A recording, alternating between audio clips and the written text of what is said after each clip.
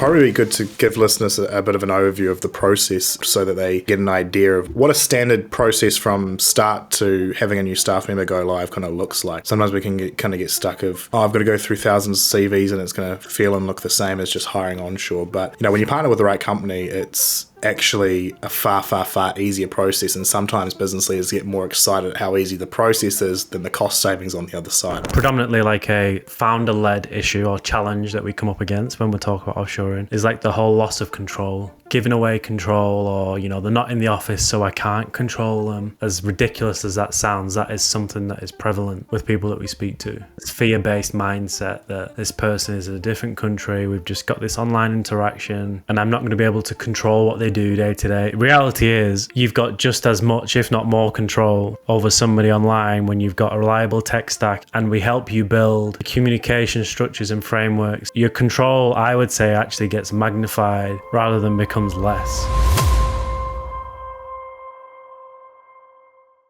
Last podcast was really good, touching on outsourcing and what it's all about. I think it was a bit of a download, a bit of a creative expression of what we've been up to in the last 5 years, a little bit, but hopefully, provided some value to people who are thinking about, have offshored, maybe failed, and want to look at it again, maybe, or maybe just expand their operations offshore, right? Was that a segue? It was just a trying to have a conversation with you. Yeah, I agree. Perfect. All right. That was such a good convo. It was unbelievably good. Thanks for all your input there. It was amazing.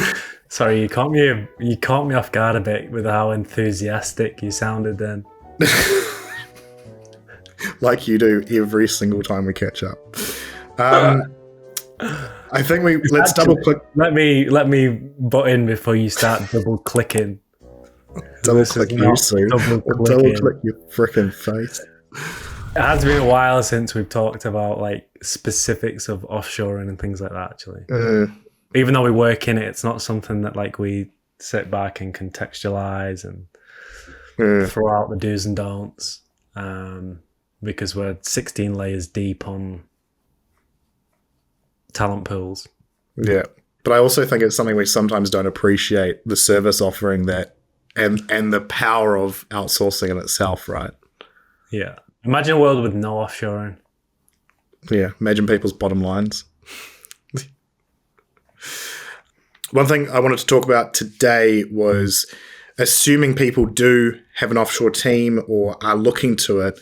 There's been a few questions we've received around like maintaining performance from an outsourced team or an offshore team, common challenges that exist as you grow a team, multiple kind of questions around that. So I thought we'd start by things that we've seen work when it comes to maintaining performance in an offshore team. And I think there's two ways to go about this, and there's two delineations that need to be made: work from home model and the office model. And straight up, I'll say to our listeners, we have a work from home model, and that the reason for that is it's actually a lot easier to find talent who wants to work from home than from an office.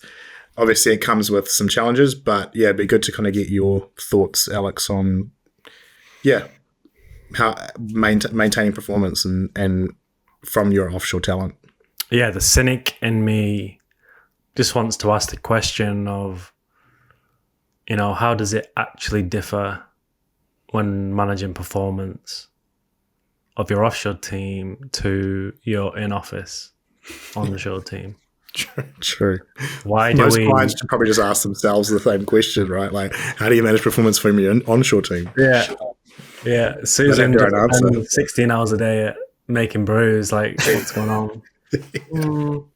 No, the reason I say that is like, people almost treat offshore team members as like aliens that operate in their own way. Yeah, what have you experienced and like what have you seen work? What have I found that works? I think we've spent 5 years trying to drive performance, and we've had some huge success. We've had some very drab moments, and I think the biggest thing, and this is going to ring true for onshore teams too, is expectations.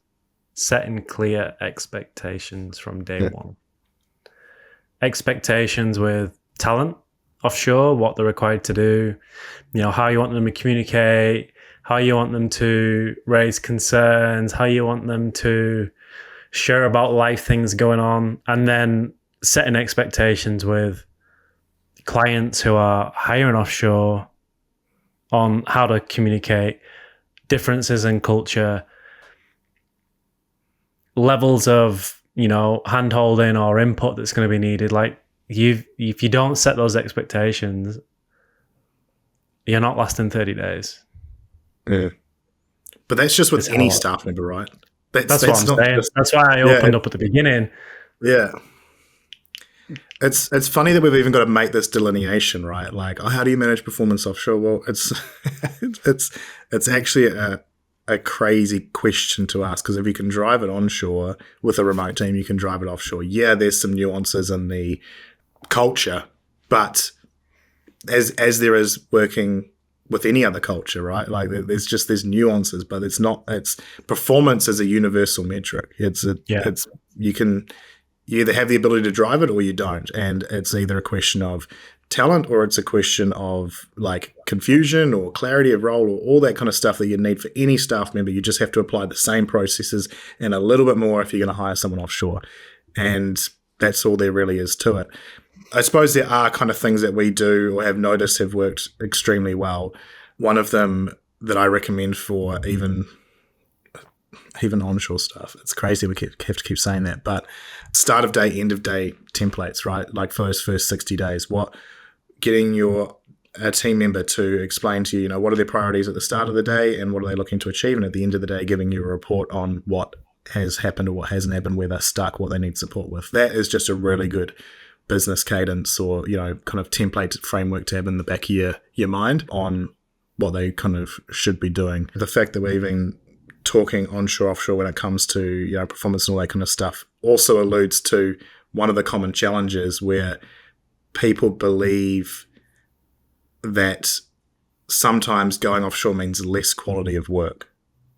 And that can sometimes taint people's thoughts of their offshore staff member before they even started. Would you agree? Yeah, that's probably the biggest, most prevalent stigma that exists with hiring people from overseas. Yeah, and I don't know why, but it just kind of it's interesting because we're quite new to the space. Last 5 years we've been heavily involved, and I don't know if that's something that exists from say like 20 years ago that has just stuck around. And because I shared some feedback on LinkedIn the other day, which was a client email. We currently service them, and we presented some candidates for potential interviews. So not even interviews, potential interviews for a social media role. And the depths that the client went to during the interview itself, when they finally had the interview, around technical understanding, around interactions with C-suite, around, communication skills, like just blew them out the park by way of skill set and talent density. And I think that's more testament to, finding these progressive characters that do exist in every ounce of society. You've just got to be able to find them. And it blows that preconceived idea of low quality because it's overseas. Just isn't. When did we as offshore enthusiasts ever have that last conversation around, these guys just aren't up to scratch? Talent-wise, nah. I view people in our hometown where we live as that more so than I do people who are 6,000 miles away. Correct. And, to give people and the listeners, a bit of a context to the level of staff that we've been hiring offshore, global finance managers or global payroll finance managers for, large multinational companies, people that aren't just processing invoices. These people are making decisions and approving payroll and doing stuff like that. The breadth and depth of talent in the Philippines is next level. And I don't think just because they work for a big organization is a qualifier for being really good at what you do. No. That this social media role I was just talking about is for a very progressive, fast-growing coaching business. Led by a very strong business savvy female who it's very straight shooting, and if you presented them with a load of shit, they would tell you that you've just given them a bag of shit. So, you know, and they're not a massive multinational. They're just just very strong coaching business that has momentum. You know, you probably need more of a skill set in these smaller startup type businesses where you've got to wear multiple hats and you're dealing with multiple stakeholders, and you know, you've got all these different conversations and interactions that you got to deal with, versus just being in a processing role. I think that's probably more testament to the talent that's available when you've got these strong, exciting unicorn startups that are looking to hire dedicated staff offshore. I think, yeah, massive testament to talent density. So true. And well, I mean, what would you say some other common challenges are that do pop up in the process of offshoring? Like actual challenges or perceived challenges? Actual challenges, things that, you know, poor quality is a perceived challenge prior to understanding how it works. Predominantly like a founder-led issue or challenge that we come up against when we talk about offshoring is like the whole loss of control. Giving away control, or, you know, they're not in the office, so I can't control them. Yeah. Like, as ridiculous as that sounds, that is something that is prevalent with people that we speak to. Totally. And it definitely is driven from that. It's more of a fear, I would say. Yeah. This fear-based mindset that this person is in a different country. We've just got this online interaction and I'm not going to be able to control what they do day to day. Reality is you've got just as much, if not more, control over somebody online when you've got a reliable tech stack and you've got the IT security engines that sit behind it, you know, and we help you build the communication structures and frameworks and the check-in, the checkout. You know, your control, I would say, actually gets magnified rather than becomes less. Totally. And you can actually lean on, you know, whatever offshoring agency you decide to go with, like you can lean on them for their expertise and supporting you through that. Yeah. Sometimes it's, I think like you said it right there, like sometimes it's more the founders or the business leaders' mindset being the challenge than the actual reality of it, because it's just hiring another person, they're just not in the same country. You know, that's literally the reality difference.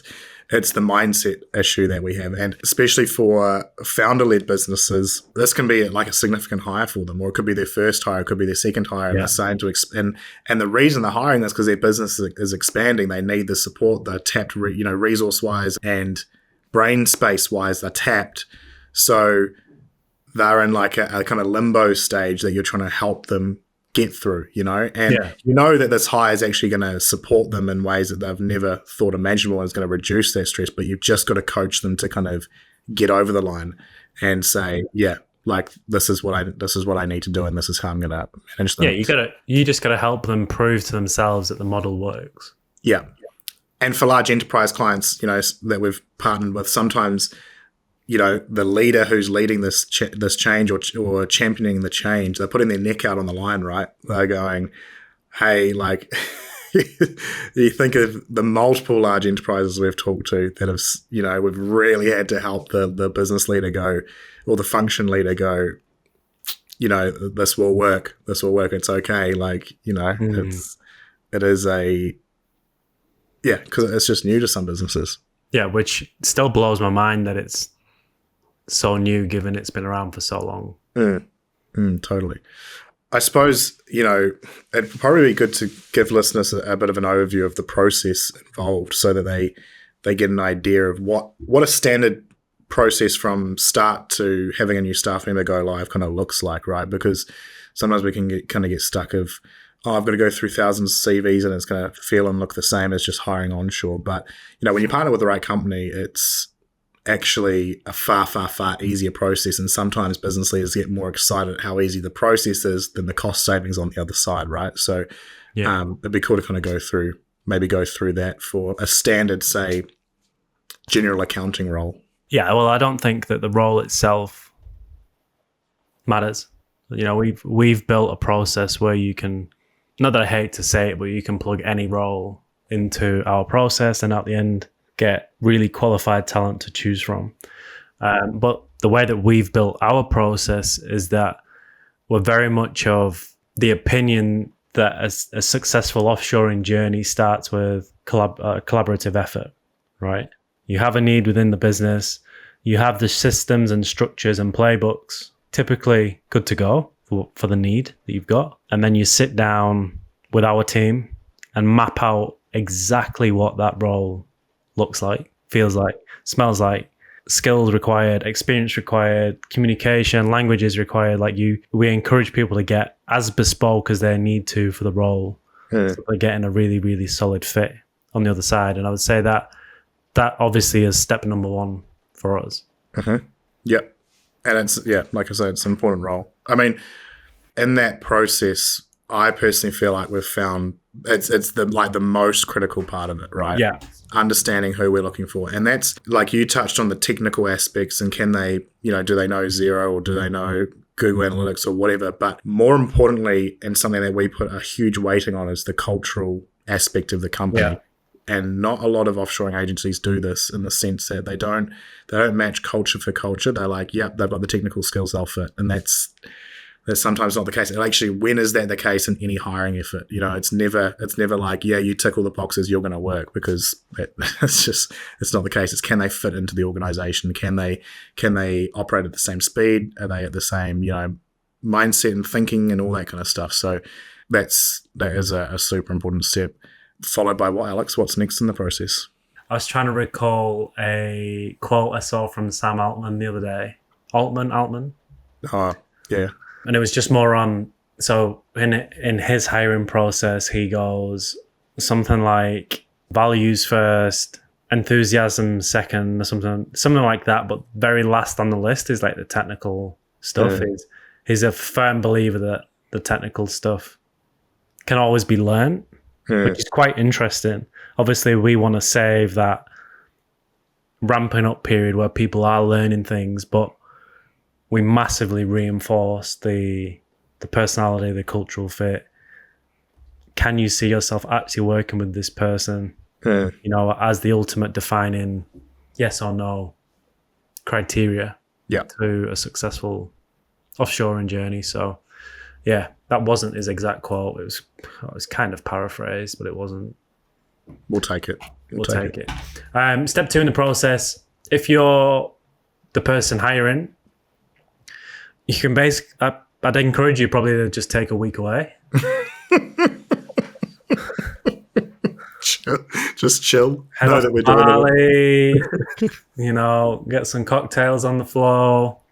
For our team, it's like pedal to the metal, launching campaigns, hitting talent pools, screening, interviews, second interviews. There's a lot that goes on behind the scenes from that first interaction. I think we should dive into it so people actually kind of understand what we're actually doing. There's so much you've kind of touched on there, but if you were going to starting again and you're about to make your first hire and you'd made the choice to go offshore, what would be your top piece of advice? If you were hiring offshore for the first time, what role would you hire for and how would you set yourself up for success?